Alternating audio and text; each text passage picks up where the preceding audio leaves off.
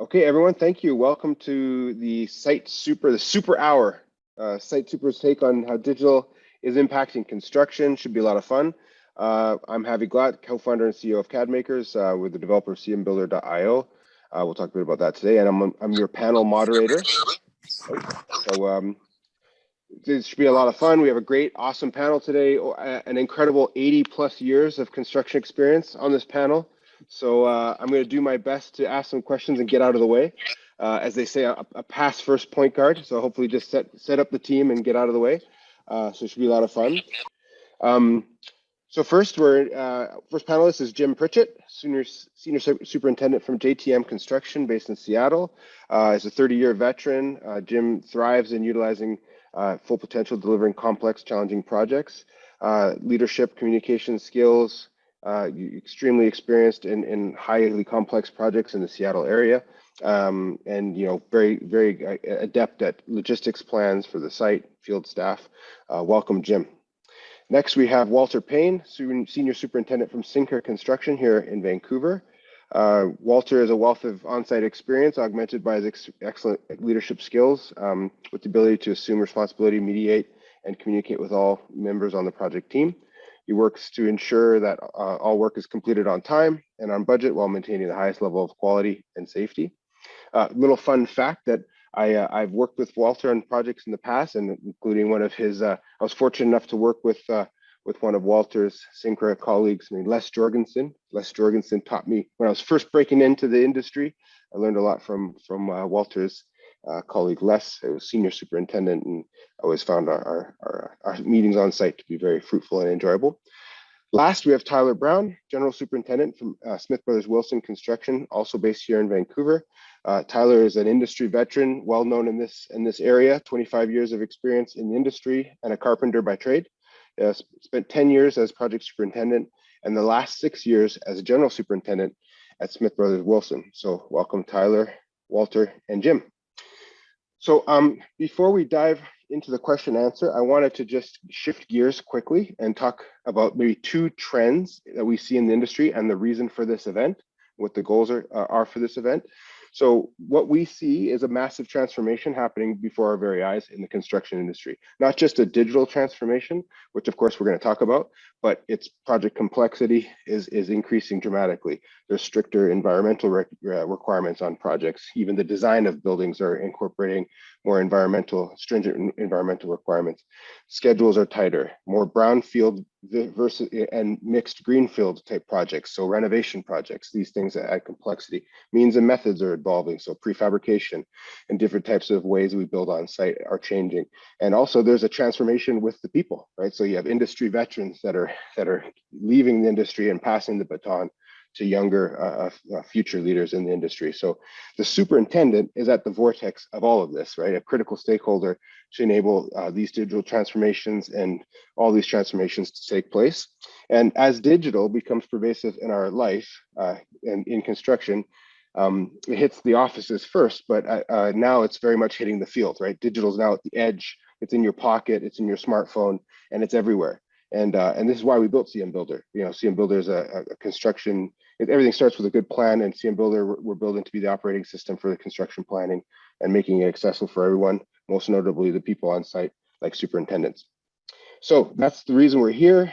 These things are happening, and we'd love to get the feedback from these industry veterans. So I'm going to start first for Tyler. Tyler, you're a general superintendent. This is something we've seen more and more lately, where you have these general superintendents becoming more prevalent in larger scale general contracting offices. Can you talk us more about what the role is of a general superintendent? Yeah, sure. So general superintendents have been around for a very, very long time. It's actually a very, very old terminology for the superintendent that's looking after all the other superintendents and the field. My job here at Smith Brothers is to look after a roster of superintendents. They range from 30 years old to, I think our oldest superintendent, 75. I affectionately call him Benjamin Button because he's getting younger every year. And I basically look after all of their needs in regards to if they have some challenges on site,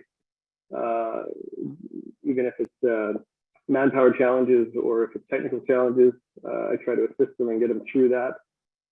And I look after in our company, we have a construction services group as well, which is the pre-construction group. And I look after all the front end planning and basically strategizing with our estimating group to put proposals forward, to close lump sum bids, and basically plan the project. Most of our superintendents, like all companies, they're deployed for long periods of time, and they don't come back to the office very often because they have to be on site. So they miss out on a lot of the opportunity to plan at the beginning of the project. So I try to bridge that gap between the guys in the field and the estimating group in the office to make sure we come out of the gate with a reasonable plan that links up or matches up with their estimate as well. So we've been working now for a few years, but correct me, is this the first, are you the first in this role at SBW, or was there the concept of a general superintendent has been around for a while? Yeah, I'm probably the 10th at SBW because we're so old. Yeah, no, this is it's actually it's kind of coming back. That term kind of disappeared for a few years in our sector, in our region anyway. But it's very popular in other regions. Here, some of the terms, everybody has their own description. Some people call them construction managers. Some people call them field managers. And because of the vintage of our company, we stick with all the old terms, and that's the general superintendent term. Nice. Well, you talked a bit about planning. I'm going to go to Walter now in the pre-construction process. I know I've been in plenty of meetings with you, and you appreciate a good plan. Walter, can you talk a little bit about your process when it comes to planning, some things that you do to identify, mitigate risks, and just make sure things go seamlessly during the actual build?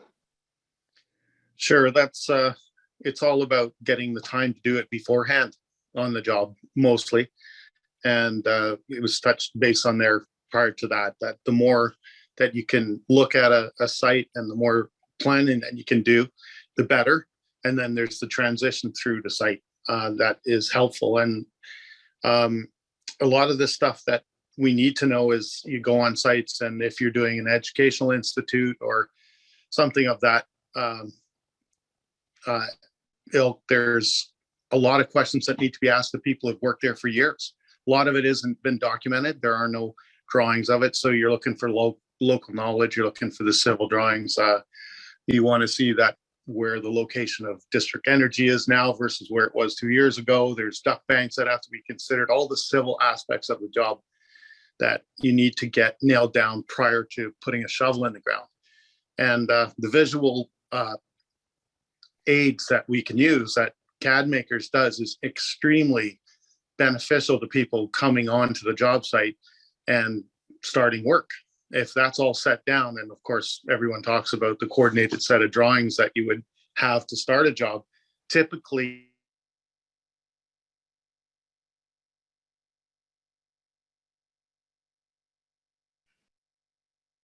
Oh, we lost you.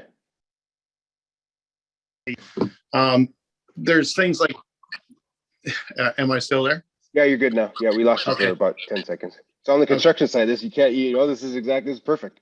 Keep going. That's it. There's the land use of neighboring buildings, noise sensitivities, neighbor from labs around that have to be considered. All of this stuff on the pre-planning that you can get nailed down prior to going there and going, oh, you can't do that today because the mice are going to be sensitive today on that. You're not allowed to use that type of drill or something, that stuff crops up, and the pre-planning is paramount to getting it done. Same with surveying.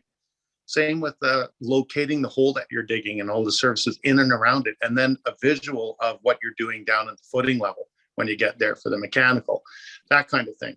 If it's all sitting there for everyone to look at, it seems to go a lot smoother. I know you're passionate about excavation, which I'm going to come back to. Yeah. But on that note, talking about pre-construction, Jim, I'll pass to you as a superintendent. We talked a little bit about this in the past, how you're so heavily involved in even pursuit or pre-construction meetings with clients. And I was wondering if you could talk about how this has evolved over time and how this whole process has kind of changed within your organization. Yeah, thank you, Javier. I came down to Alaska from Alaska in the late 90s to the Seattle area and then been running projects in this area for 20 plus years. And from my perspective, projects were more plan and spec with fully designed drawings, paper maps, and hand sketches. And projects are moving towards a design build process more and more.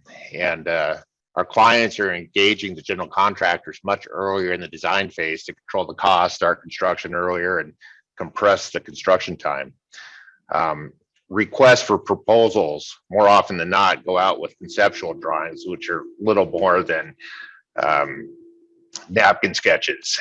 And our clients are much more sophisticated now. So both the office side and field side are equally respected, and superintendents are engaged once the RFP is open to, or earlier, to produce the schedules and logistics plans. We'll go out there and we'll meet with inspectors, and sometimes we do laser scans of the areas to see what we're dealing with. And these items have real substantial costs in GCs, GRs, and the street use fees. And our clients and subcontractors are really paying attention to this. No, that's great. And yeah, Jim was mentioning they're on Poor Day today out on the site, so if we're lucky we'll get to hear some good stuff in the background. But no, that's right on trend of kind of what we're hearing. And I'll pass it back to Tyler. Some of what Jim and Walter both talked about was kind of like getting local knowledge, even in your team, external stakeholders. We talked about this before. As a general superintendent, how do you go about at Smith Brothers Wilson scaling knowledge? Like, you got a lot of experience, you're seeing a turnover, younger people coming into the industry, coming into becoming superintendents. How do you pass down that knowledge to other people in your organization? Yeah, I mean, it's getting easier. I think the digital world is making it a lot easier. We're able to standardize stuff and information and procedures and protocols and stuff in one place. And it's accessible, whereas when I started, and certainly the other gentleman here, you made up your own material a lot of the time, and then have to remake it up every project that you went to. Whereas now it's a little bit easier, and we have centralized systems. Here we use a project management system that's popular with most people, and it's accessible with your tablet and your phone, and we're able to log all of our information there so that the younger guys can access it. We actually have more of an issue probably with the older gentlemen using it or even accessing it than obviously the younger generation. But yeah, it's difficult. You have to match up the right teams. You have to have the right people mentoring the right people on site. You have to match up a young project manager with a seasoned superintendent, and vice versa in different scenarios when you can, if you have an opportunity to. But with the shortage of skilled people in general, it's getting more difficult to do that these days. And you mentioned you're using a bit of Procore to help document some of that and get that data and share it with the organization. You want to talk a little bit about how you guys are leveraging that platform? Yeah, so we've been using Procore for many years. We actually met Tui at the CEO of Procore at a Las Vegas, almost like a street buster scenario at the World of Concrete a long time ago. So we've been using Procore since, as it's been evolving as well. We use it for all of our projects, and we basically try to pair technologies, pair the right technologies that help us on building projects. Good examples, we use digital whiteboards now, and the digital whiteboard boards that we use have a Procore app, so we can actually look at the drawings and mark them up with in our site trailers on our walls. We can review drawings that people can actually read that are blown up on the digital drawing boards with the Procore app. Same with models and the cmBuilder animations and presentations. And we've also paired all that with total station, robotic total station layout. So we're just trying to pair the right technologies that feed into each other to get the best results in the field. That's great. And I know Walter's also a big Procore power user, and I'll pass it over to you for the next question. I'll plug in a little thing. We're at the very finishing stages of pushing our cmBuilder to Procore integration, which is great. So it'll be make things a lot more seamless. But Walter, when we were setting out to build an excavation feature set, you were the first call I made. I know how passionate you are about how hard it is to get out of the ground on a lot of these jobs. Maybe I want to talk about excavation specifically. Can you talk to us about how you think through phasing excavation, and what are the things you got to really think about from a superintendent's perspective as you set out to start digging a hole in ground? Yeah, sure. We went over a bunch of the stuff that's standard before you get out there, but on site. But a lot of the thing that I'd like to do if we have the budget is the review of the site and get it down in kind of a 2 or 3D system that we can look at. And Procore is great with that too. We use that. And CAD makers, we used it on several jobs in the past, but now that this tool has come down to a site level, you can use it at a project manager level or here on site. I'm looking forward to that, laying out a site, getting your schedule around what moves you have to make at what times with the different equipment that have to be sent around, either be site trailers or water retention systems or whatever that is that has to be done. They impact how the finishes of the building are going to be done and when you would do that. So the visual aids come in incredibly handy. We use the next job that we're waiting for, just came online again here, is we already have our 360 prisms set up around for the total station. That was done before I did anything, actually. Before the land was dealt with, the trees were cut down, those were on the buildings around.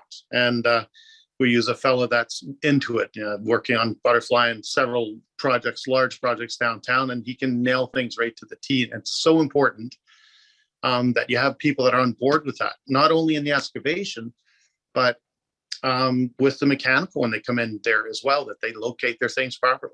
It's very important that these things are put in the right place. I'd work with anyone who uses the total station first, anybody, and even the excavators now, they can come in and do that stuff. They just hook in, they use a data file, and they're digging straight walls. And it makes a big difference to how much shotcrete you're putting in, how much fill you're taking out, and nobody's making mistakes in elevation when you get down there. There's not a foot over done there, and the whole thing that goes along with that. So it's very important to have a tool that's easy for people to use so that you can coordinate all the phases through excavation with traffic and things that are going on, events that are happening in your area and that type of thing. Very important. I was going to expand on that, if you don't mind. I remember talking with you. A lot of people think of superintendents, at least I had this, and it's an inward-looking job, like you're managing the crew, you're managing productivity, you're managing the site. But really, you're doing a lot of outward management of relationships. You alluded to that a little bit.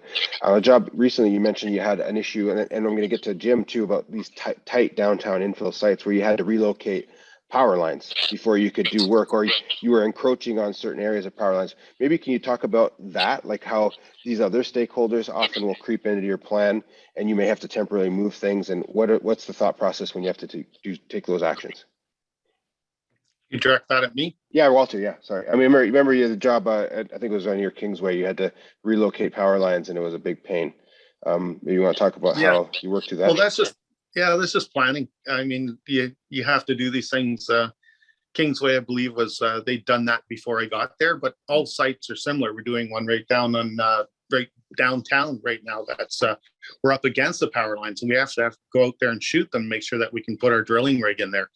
You get your 30M33 set up and all that kind of thing prior to it going on, and you're sending out the boys with a survey to make sure you can actually put the piles in where you need to get the machinery in there. So, and if not, you have to relocate stuff. So, okay, that's great. So, Jim, you mentioned that a lot of your clients are becoming more and more sophisticated with regards, with regards to their requirements you need, and I'm presuming that maybe earlier on when you came down from Alaska, pretty much everything was in 2D. Things are moving now to 3D, 4D, and such. Maybe you want to talk about how that's evolved over time, how technology is affecting your daily workflow.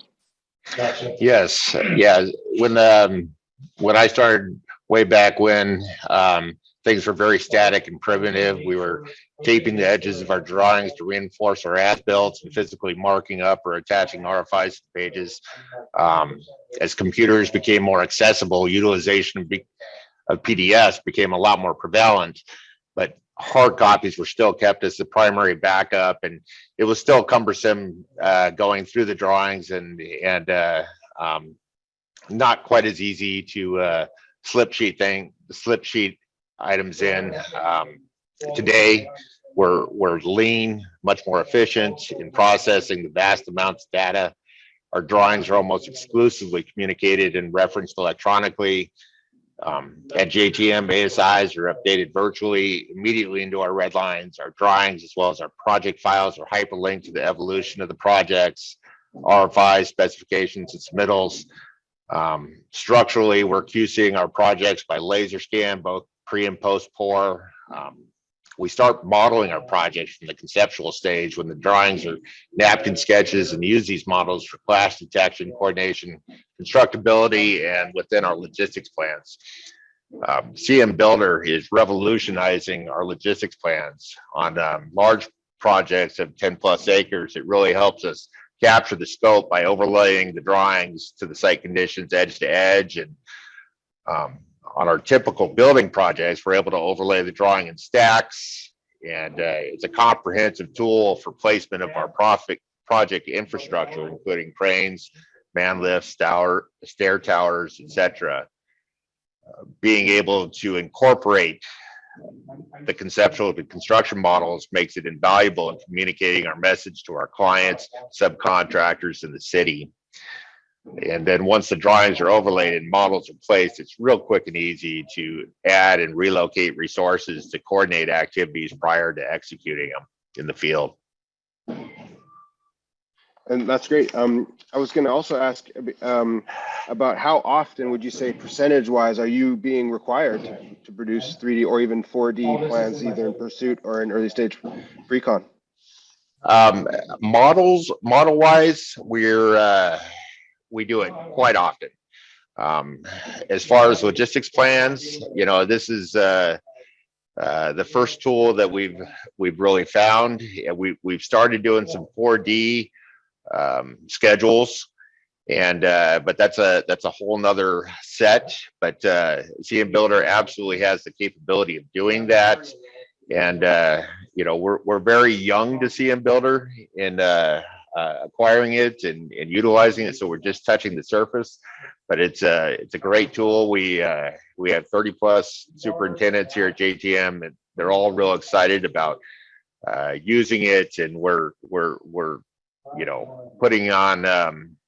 planning on doing training sessions next year and really getting more and more superintendents bought into the system. Fantastic. It makes me brings a tear to my eye hearing a grizzled veteran like yourself talking about technology and do this. It's just amazing. It's really what it's all about. Thank you, Jim. Tyler, so I'm going to throw it back to you. I have you don't have to say the project, but had a great chat with you. You're sharing about how here is this 25-year grizzled veteran superintendent walks into a pursuit meeting with a client with a Smartboard and a logistics simulation and runs the whole meeting this way. Maybe you want to talk a bit about that story and how this type of technology is really helping you communicate your means and methods in a visual way to your clients. Yeah. We recently went after a very large project for us in the neighborhood of $150 million, which is a big thing for us. So we were very keen on making a good impression. We had an opportunity for an interview, and we weren't going to leave anything to wreck our chances. So I've been to many of these interviews where you can't get the internet, there's no cables, and you end up fumbling around with handouts. And half the people in the room aren't construction people, and they may or may not even understand what you're talking about. So we wanted to definitely use the cmBuilder presentation that we worked on with you, and I basically had a internet stick, and we took our entire digital whiteboard stand, all HDMI cables wrapped around it, and basically parked and pushed it up the sidewalk and waited at the front of the building entrance until it was time for our interview, and rolled it in there and plugged it in and played the presentation. And walk them through the model. And you know, the power of that is, you know, it's humorous to hear that you'd go through that effort to not have anything go wrong, but the power of that presentation is that everybody in the room understands what you're talking about. They're all on the same page. They can see the detailed planning that you've done. They can see the ability to expand on that plan right before their eyes. So it's a pretty powerful communication tool, not just for, you know, presentations and winning over clients, but also with subtrades. The same thing happens in our subtrade trailers when we're having daily foreman meetings, and we're talking to the reinforcing contractor who may or may not understand exactly what we're talking about, but when you can see it on the screen and we can roll through the model and show them the sequence and the direction that we're working and the detail that may or may not have changed, it's a very powerful communication tool. Fantastic. That's great. And Jim, I'm going to throw back over to you. We wanted to talk a bit about, well, we talked a little bit about this tight infill sites, and I know downtown Seattle, I mean, everyone's driven through South Lake Union in the last couple of years knows what that's like. But you were going to talk a little bit about, I was going to ask you to talk a little bit about what are the considerations from a logistics perspective that you need to take into consideration as a super, and then I think you might, if you're able to, you can share some of the examples of that you've done in the past. Sure, Javier. Yeah, it's all about people material flow, and virtually all of our projects here are zero lot lines. Primarily, you know, one of the first things we look at is our loading and unloading zone and what we believe we can get away from the city. We always need to have a option B, option C, because what we might want is not necessarily what we're going to get. And this is especially important to controlling street use fees, which are quite substantial, you know, hundreds of thousands, if not millions of dollars. And at a close second is our crane type, crane placement capacity, while minimizing impact to the envelope and structure. Our mass excavation ramp or conveyor placements. Our man lift placement is also a critical component to minimize impact to our envelope. And I'll throw up one of the latest proposals that we use cmBuilder on. And let me see. Is my screen being shared? Not yet. Oh, there we go. We're good now. Okay, wonderful. So this is a 618 John, and it's right downtown Seattle, about a block or two away from the Space Needle. And I think the Space Needle is right over here. But any case, it's on a major arterial that was just built in Seattle and 7th Avenue, which is very near to Seattle's heart, in that it's an exit off of our new tunnel that goes through Seattle. One of the concerns of the client was a Verizon cellular antenna that is up on top of the building that's there right now. It's an old quality in. This is the demo that needs to be demoed prior to build out of the new building. And they definitely wanted to see that we were identifying that and prepared to relocate it. And I was able to actually grab this model for a SketchUp and convert it over to an IFC and import it into our logistics plan. We've got very tight corners. We're only about 20 feet wide, and there's parking here on the backside of a neighboring hotel. We have power lines that are adjacent to the project, and you know, we just utilize this for the first phase of the project, and we can step through the process,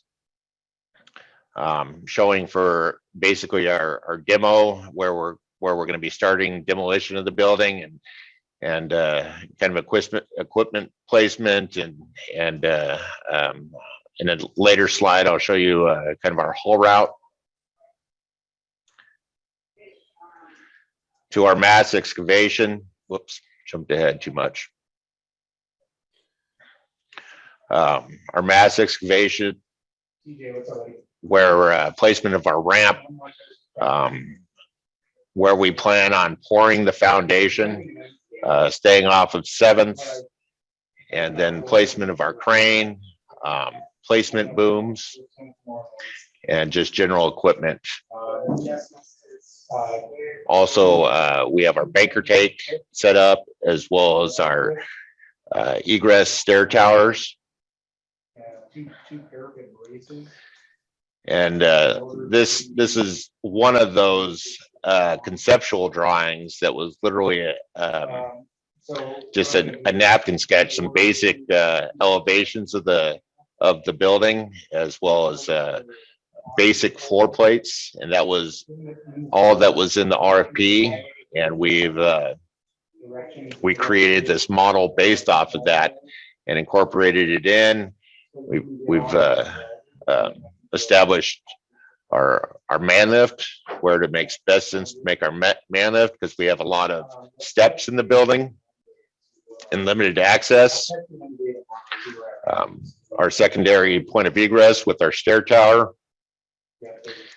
and then in our final stage, we show outriggers and swing stages, as well as equipment for buttoning up the enclosure. For our actual proposal, we utilized static shots of this I'll do all that stuff. with descriptions, but we had a very comprehensive logistics plan, for our proposal. And they were very impressed. Unfortunately, we didn't win the award on this one, but we came in second place, and we lost to a very competent builder, and we'll get it the next time. A couple other jobs that we're pursuing right now is this one is a new park that is going right next to our Kraken practice facility, our new hockey team, especially for your Canadians up there. Yeah. Get peace to the Canadian crowd. Yeah, and this is a huge site of 40 acres with demolition going right through the middle of the mall. Active parking lots, parts of the mall were going to remain. A lot of utility underground work. It's a very complicated project. And while the scale made it a little tough to put a logistics plan together on it, we were able to really capture the scope of what was occurring, and it made our planning much easier. And yeah, this is just a static one page, but we're confident in our haul routes and build out of the project what exactly we had to demo out, where our laydown areas were going to be, path of egress, and it really helped us understand the project as a whole. So it was a great tool for that. Just one other project I'll show you that we were awarded 10-story tower with 4 stories of underground parking. This is our 305 Bellevue project, and we're just starting on the logistics plan. We were using we're doing this for an existing client. This is downtown Bellevue, very tight corners, with a busy main arterial right adjacent to it, on a sloped hill. This will be my next project. And we're just getting into the logistics plans, but once again we've built a conceptual model. You know, we're looking at placement of the crane. We're looking at our street use plans, and just going from there. That's fantastic. And I can see you have a combination of importing, say, BIM models that have been provided to you or your team's built. And then in this case, you have massing that maybe as a placeholder until you potentially get a model later, which is really nice. I have one question for you, maybe on 618, John. A job like that, like in percentage terms, how much would you say you'd be budgeting towards your general conditions or general requirements, like all your temporary resources on a job like that? You know, that in percentage, I guess is probably easier. I apologize, but I'm not fine tuned into that area. Okay. No. You know, I tell them what I need and they put money to it, but I'm guessing it's between 1% and 2%. Okay. Nice. And you're collaborating with the estimators, I guess, in house when you're doing Absolutely. that. You're building your site plan. You're going back to the estimator. They're coming back to you. Yeah, I mean, a lot of these jobs that we're looking at here, the $100 to $150 million projects, and we absolutely have a team of multiple estimators, PMs, and executive superintendents, marketing, and as well as our survey team. We put a lot into these proposals, and we really investigate it. You know, we reach out to engineers. We're pre-planning our shoring, especially with the sketches being so, the conceptual drawings be so vague. You know, we're looking into, you know, our shoring design, the buildings around it, talking with our trade partners on what it's going to take for the excavation and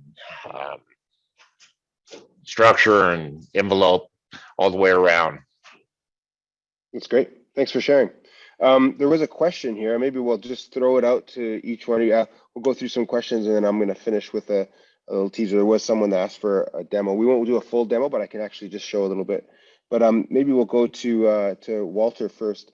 Do any of you have issues with the younger supers building off their phones in lieu of having their plan tables and reading drawings to get a more comprehensive knowledge of the job rather than just going to a screen of where the immediate concern is? I think I understand the question, but what do you think, Walter? The question was, do you have any troubles with younger superintendents? That are just looking at their phones and maybe not looking at the plane, reading all the drawings and doing the old school kind of way of like looking at the drawings, going deep into it on the plan tables. Yeah, there's a lot of questions that are asked prematurely, really, versus exactly that. Going and studying the package, they look at a single item and say, you know, what's the answer to that? Where lots of times the answer is sitting there in the drawings, a lot of times. So yeah, there is that, but that's the process that we go through throughout the construction life of a project or all projects, is that you have to bring the young guys on, and they're really good at some things, incredibly fast with technology, and they can be very helpful if they understand what their position is, or what their job is, or what they're trying to learn, or what their input is going to be on the job. So that's where, you know, the senior superintendents can kind of help them out, and guys who listen are really helpful on those jobs. So yeah, it is, sometimes they get carried away with themselves, and then sometimes they'll respond because it's easy to respond through Procore. You can send out an email, or you can just blast off something, and then it gets confusing and you have to kind of bring it back in and just say, here, we're looking at this item. Yeah, I've kind of heard this before too, Tyler, where you read a drawing or two, blast off an RFI, and the response from the design team is, it's in the details or something right along those lines. How about yourself? Do you see this happening? Is it maybe another way to phrase the question? Is it possible that this access of technology is potentially making things a little so easy that you're not getting as deep into the plans as you used to back in the olden days? I think for sure.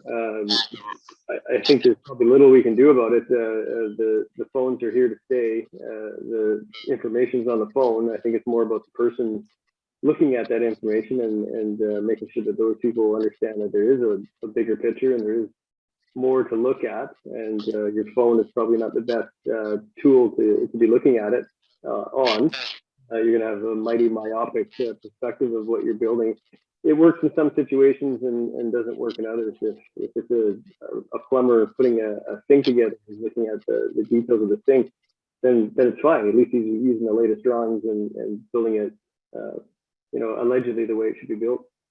From a larger project side of things, it was the plumbing superintendent. Yeah, he should be investing himself in what are all the other influences from all the other trades around whatever they're trying to build is, and not just looking at his phone. How about you, Jim? From my perspective, utilizing the phone is only if you're looking at a focal point of an item. All of our superintendents and quite a few of our foremen have got iPads that give a better understanding. The way we have all the drawings hyperlinked together and the RFIs hyperlinked to the drawings, specifications, submittals, shop drawings, all of that, it really, as well as the details being hyperlinked to the drawings and access there, I think it's a lot easier to get a comprehensive view of what's going on. We put smart boxes out in the field so that it's right there in the middle of the project so that we can have access to it right on site, and not just off into the office. And when it comes time to build out chunks of the project, yes, absolutely. I believe that paper hard copies out there is absolutely necessary so they can be referencing it as they go. But in today's design, as you're building kind of thing,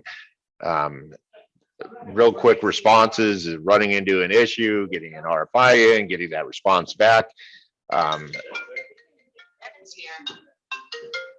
Items are updated so often. Pages of the drawings are updated so often. If we just relied on paper copies, we'd fall behind in no time at all. Where electronically, as soon as we get them, they go in, and within an hour or two, our drawings are updated. Yeah, it's definitely made things so much easier. I remember even 2014, 2015, when we started the company, we would print the drawings and there'd be a new release, and you go back, what's changed, maybe it's clouded, maybe it's not, it's hard to keep track, right? And so I got a question that came from our side, one last question, then I'll do a little piece. Maybe we'll start with Tyler this time.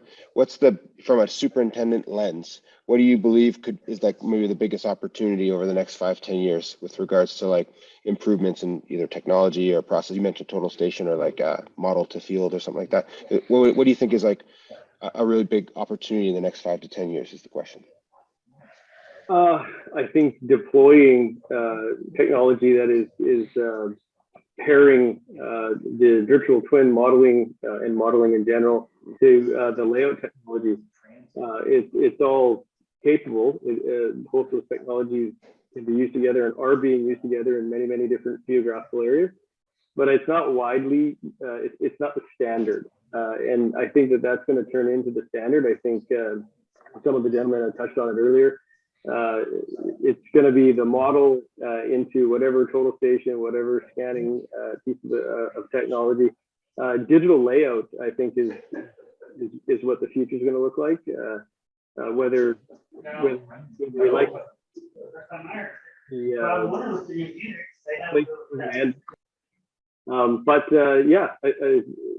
knows? It could be something else. What about you, Walter? What do you think? Where are the big opportunities moving forward? And you're muted there, so you just got to unmute. Oh, sorry. A larger implementation of the technology, or a larger understanding of it. So a bigger base of people that use this technology on the site and buy into it. And that's coming. But I think that the biggest gains are going to be had in the offloading of the experience down to the generation in between us and the new generation as well. There's another full roster of young minds coming in that need to get information, I think, from the older set as well. Because if you just rely on the 30 to 40-year-old range group to teach the younger guys, then we're missing part there. And I think that offloading our information right now is going to be the biggest, in conjunction with this modeling technology. And I agree 100% with anyone that uses a gun on site. The proper kind of gun on site is I'm all over it. And you know, if you have an understanding of what's on the other side of the wall that you're shooting a hold we cord in or something like that, then use them everywhere, right? If we could only digitize the three of your brains and bring it, you know, to general, artificial general intelligence. No, that's a great. scary thought. Jim, how about you? What do you think are the biggest opportunities over the next 5 to 10 years from a superintendent's perspective? Technologically, you know, what I see our company dabbling in, and it's just not there yet, is you know, enhanced reality and some of these walkthrough scans that you know, Multivista does some real good walkthrough, you know, overlaying the drawings, especially on like multifamily situations where you have an incredible amount of rooms, and doing punch out and completion of build is so difficult. That can be a huge benefit, but it's just not there yet. The technology is very expensive. It's very cumbersome. And, you know, I agree with Walter, you know, passing on the torch and mentoring up our younger superintendents and making sure, you know, there's absolutely a decline in desire to work in the construction. So we're having a real labor lull, and it's challenging. Mm-hmm. That's great insight, and I will also answer the question, maybe from my perspective. I don't want to talk my own book here because I'm trying to build technology solve some of these problems, but I would see it from I'm going to work from the challenge and work backwards. I think the digitizing the undigitized is a real opportunity, meaning there's still a large swath of people. You know, we're talking with the three of you folks pretty forward thinking from a digital perspective, but I think we all know that there's still a large number of superintendents and folks on site that are not fully embracing digital, or just haven't yet, or couldn't. It's too expensive, too complicated, right? But once those people come online and they're able to partake in the whole digital thread, right, from planning to execution to as built to, you know, all that kind of stuff, I think it's like a real opportunity for the industry. So my hope is that we can help with our products to get more and more people that are not technically using products like this now, but make it really easy for them, cost effective, that everyone can partake in that, right? And I think once you have more and more people on the ground floor making decisions with digital technology, the better we're all going to be, right? It's going to be leaner, better for resource management, better from a lean construction perspective. So I think there's a lot of opportunity there to digitize the undigitized. Okay, we've got about 9 minutes left. I'm going to finish with a little bit of an update on the product. So I'll start with, there was a question just about, is there going to be a demo? So I'll just spend like 2 minutes for those who don't know. So cmBuilder is a 100% web-based 3D, 4D tool. It basically allows you to author and create new content inside the web, and also share that with anyone. So here is a site logistics piece. I'm just clicking through major milestones that we've already preset up, and you can kind of zoom through. It's pretty easy to, if I wanted to go back and compile your logistical means and methods. So in this case, we've imported a BIM model, and then just the structure and the facade and the MEP that's coming with this model was imported. Every single thing else you see was done directly in the product. And then it's really easy to compile that into what we would call kind of a digital simulation that could be shared with anyone, right? So that you can add markups to, you move the cameras around, run different scenarios. So 2 cranes with 2 hoists, 1 crane, 1 hoist, you know, accessing the site from the north versus the south, you know, different types of logistics plans, and rapidly run those, analyze those, and ultimately find the best decision, and then share that easily with anyone. So it's, you know, it's really easy to use, and it's easy to share. You can share this with any stakeholder that can run directly in any web browser. So that's the idea here. In this case, you have a climbing formwork system that's kind of going up before the structure. It's like a mass timber structure. It's got a fictional situation here, but I'll pause that. The nice thing about it too is it's not a video. I can pause the simulation, I can interrogate it, I can go ahead and take a dimension, a section, and share this in real time with any one of my clients, right? So I'm gonna get out of there. Now, there's obviously a lot more here, but I'm not gonna do a full demo. What's coming next? Right now, hopefully by the end of today, user permissions and roles. So the idea is that inside your company settings pane, you'll have a user management, basically a card where you can set teams, for example, pre-con teams versus site teams, whatever, concrete teams versus MEP teams, however you want to delineate it. And then project roles and company roles. So you have admin, you have the permissions, what an admin can do, an editor can do, a view only can do, a viewer can do. So when you're inviting external stakeholders into your project, you can control who has access and who doesn't have access, and all that kind of good stuff, who can see what projects and so on and so forth. Why did we do this? It's something that we've been working on for a while, but it's also allows us to fully take advantage of the Procore integration, because our first major integration is that you can set up all your project and users in Procore, and then it pushes and automatically goes into Builder. Same thing, right? So you have the same user permissions and access that you have in Procore, and you have it in Builder, and you can access the Builder UI directly from your Procore. Another thing we're working on, the R&D team is just cleaning up the look and feel. So it's a little bit of a more of aesthetic. So you can see we've got some shadows coming. I'm going to go ahead and hide this so you can see just a nicer, cleaner look to all the resources. You know, just make things look a little sharper. You know, the nice thing from a technical perspective is it's responsive. So this is a crane model that's parametric and added by cmBuilder. If I move the model, the shadow moves with it, and you can imagine where we're going with this. But the idea is you'll be able to have a lot nicer, polished, kind of finished level when you're done your simulation and you want to share it, say in a pursuit. So you can see here lots of details on these resource models. And again, 100% web-based.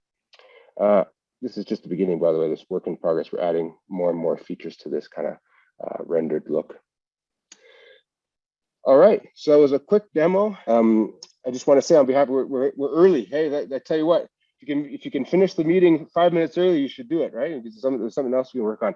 I just want to say on behalf of everyone here, Tyler, Jim, Walter, thank you so much for taking this time. It was incredible to hear some of your stories and insights. And not every day I get a chance to be a moderator on a panel of 80+ years of experience in construction. So really fantastic and really cool to hear you singing the praises of technology in general as a potential future enabler for things in our industry. What we're really trying to do is make something that's really easy for tech folks and non-tech folks alike, right? So it doesn't need to be a huge learning curve, and so we're going to just keep trying really hard to do that. Right on. All right. Okay, thanks. Bye, guys. Have a great rest of your week. Thanks for doing this, Nice Tyler. meeting you, gentlemen. Thank you. Nice meeting you.